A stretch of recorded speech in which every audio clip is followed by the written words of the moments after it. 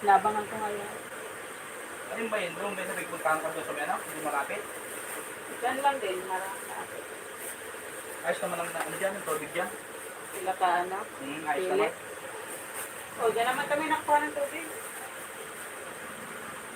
Yan.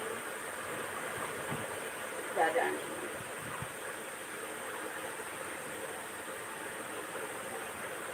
Kaya pala titingin ito, kaya pinapantay sa akin mag-dis. Saan? Sa bakery?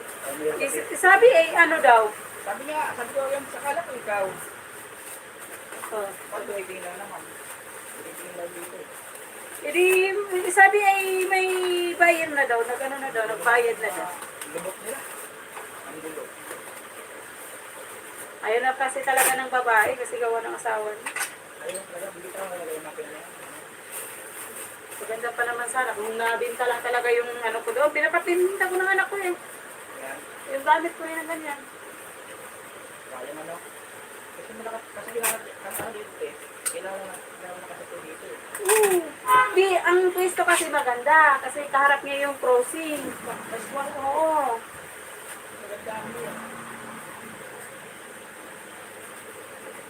Daanan talaga. Dalawa. Ay, maganda mo yun eh. Ewan ko. Sino.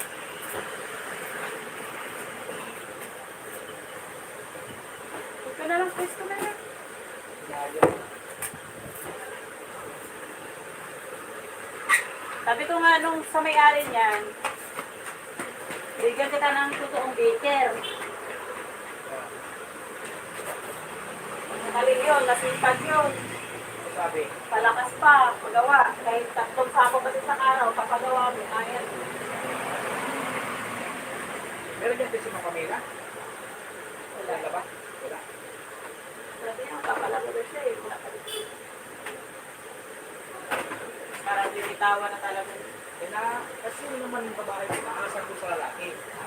Ang ginagawa niya. Eh syempre, nakailang beses na pala yung lalaki. Ilang days na, hindi na patlo. Ulit-ulit talaga. Ulit-ulit ang ginagawa. Kaya ito naman siguro.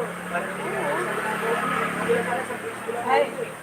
Asawa ko nga, isang beses lang nagkakamali. Wala na, binitawan ka na. Doon talaga. Parang may kasal. Yan ay ginagawa mo, kagustuhan mo. Di doon ka. Huwag mo naman. Ginawa mo yan eh. Init. Kaya sila, may luwa pala tayo dito. Baliktad na naman yung init eh. Low na.